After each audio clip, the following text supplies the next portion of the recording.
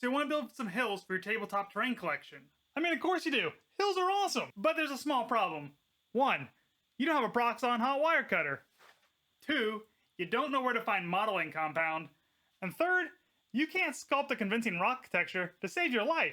Oh, that's how you feel? Then you're in luck. Because today, I'm going to show you how I made the easiest wargaming hills ever. I didn't need any fancy tools and hardly any talent. But what you do need is time and gravity. So let's get down on the hobby bench and I'll show you how I got this project done. So the first material we need is spray foam. Well, isn't that convenient? So the first tool we need is a stick or some. Oh, I thought this was a family show. Kidding, it's a toothbrush holder. You're also going to want to protect your hobby bench. So now would be a good time to lay down some wax paper or something similar. So now we got our table covered, take your spray foam and start spraying out some hillish-like shapes.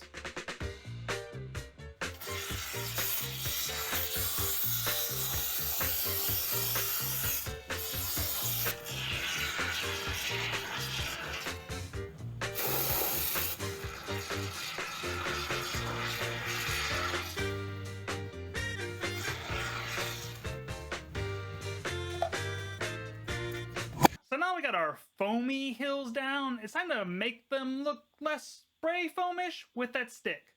What you do is just poke the foam, mix it up, treat it like it's something dead you found on the side of the road. This whole hobby is an art, not a science. So now that that's done, all we gotta do is like wait 24 hours for that to set up. Okay, so now we gotta make some bases for these hills. But we're not gonna be able to use anything porous because it's gonna warp. So that means things like cardboard, MDF, and chipboard aren't gonna cut it. And now I'd like to introduce you to the king of all basing material, Gatorboard. I'm honestly surprised we don't see this stuff on more crafting channels. It's rigid and it's not gonna warp. Plus, you can cut this with an X-Acto knife. Now I get that Gatorboard isn't the cheapest crafting material out there, but hills are like a corner piece for any tabletop gamer's collection. So something that's gonna get a lot of table time, I personally don't mind investing a little bit more extra money into it to make sure it's going to last and look great. But that said, I'm still a frugal crafter. So for this project, I was using offcuts of Gatorboard and kind of jigsawing together base. That said, if you buy new sheets of Gatorboard, it's going to be plenty large enough for you to make these hills. No problem. So if you're not into dumpster diving, that's the way to go. I mean, what kind of loser just hoards trash for future terrain? Hey. Project's over here. Okay, if you don't want to spring for Gatorboard, the other basing material I would recommend is Coroplast. This is a cheap signage material that I'm sure you've seen. It's usually used for like political campaigns and garage sales. For the next step, we gotta glue these hills down to our bases. You can't use hot glue or super glue because it just melts the foam.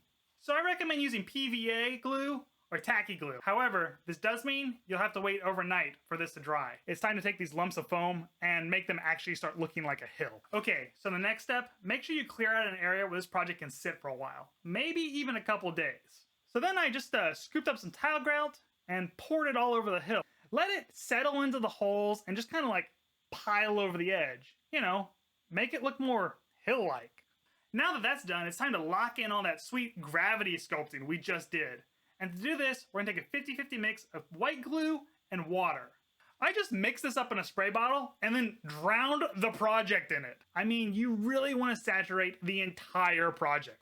Okay, so now that that's done, you're gonna have to wait like 24 hours for this project to dry. Unless you live in the Midwest where the humidity is 80%. If you have any problems with projects taking too long to dry, try putting them in front of a dehumidifier. This can really speed the process up. Okay, now at this point, after the glue dries, you might see a few cracks in the tile grout, but that's okay. It's just free weathering. So at this point, there was a few areas that I felt like I missed or that I really wanted to cover up, or just to add a little bit of texture variation. I took some white glue and then sprinkled some sand over it. And then just let that dry as well. It didn't take long at all. So now that the glue and the sand and everything's dried, it's time to lock that all in and make sure it doesn't ever go anywhere. To do this, I used Mod Podge and black paint. Is it just me, or is this step starting to feel like the pumpkin spice latte of terrain crafting channels?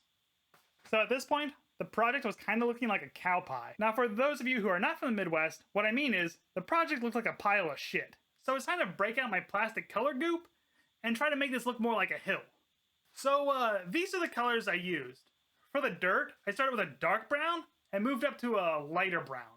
And then for the stone, I started with a dark gray and dry brushed up to a lighter gray. Nothing really revolutionary was happening with this paint job. After that, I washed the model with a homemade wash. This recipe is basically black acrylic paint, brown acrylic paint, a crap ton of water, and a squirt of dish soap for that streak-free shine. Okay, so now that the hill's painted, it's time to lay some texture to the rest of the base. For this, I down some acrylic caulking to make sure I blended the different elevations into a more natural looking slope. Now if you're one of those fancy crafters, you could use a palette knife for this. I personally don't want to waste all those years of finger painting lessons I had as a kid, so I just used my hands. To make my earth look more like earth, I used earth, which is really just a clever way of me saying I grabbed some dirt from an old potted plant and sifted it all over the board. Once that was done, I hit it with that 50-50 water glue mix, just sprayed it all over. After it dried, I painted it with some brown acrylic paint. There was no need to do the black paint and Mod Podge for this step, as it's too thick, and I thought it would cover up a lot of detail. Okay, so now we've gotten to my favorite part of the project, and that's adding greenery. Now, our lump of foam is really going to start looking like an epic hill for little plastic people to die on. I started by spraying out some glue with these poor, abused paintbrushes. It is time to stop paintbrush abuse.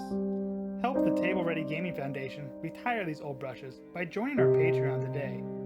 For just 6 cents a day, you can give these old paintbrushes the retirement they need. Stop the abuse. Let these brushes rest and enjoy a hard-earned break today. To start this off, I added a bunch of static grass into an old mesh I had lying around and just sifted along the top, laying down a nice layer of brand new sod. Once I sifted on the grass, I decided I didn't want my hill to look like it belonged at the 18th hole of some fancy golf course. Also, I'm not trying to win the Yard of the Month award. So after that, I sifted on some more of that brown tile grout. See, the tile grout is going to sift in between the static grass and make it look like it's actually sticking up from the ground, and make it look like it's a little bit more worn and torn and not so manicured. To add a little bit more variation, I glued down some grass tufts with some super glue. So I want to use this terrain in a game of Warhammer. That means I have to stick to Games Workshop's very strict terrain guidelines.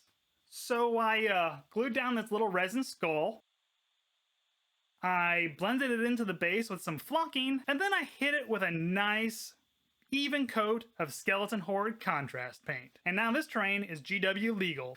Find me one more YouTube channel that has better painting tutorials than that. I can't think of one. Okay, so the glue's dried. Now the last step for this project, it's time to just seal everything in with a matte sealant.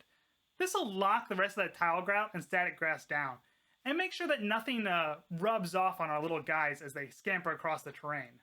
So overall, when I'm running large rank and flank games of like, say, Song of Ice and Fire or Warhammer Fantasy, I plan on using these hills as impassable terrain. But if I'm playing more scrimmage-based games or D&D, there's still room for guys to kind of walk along the top.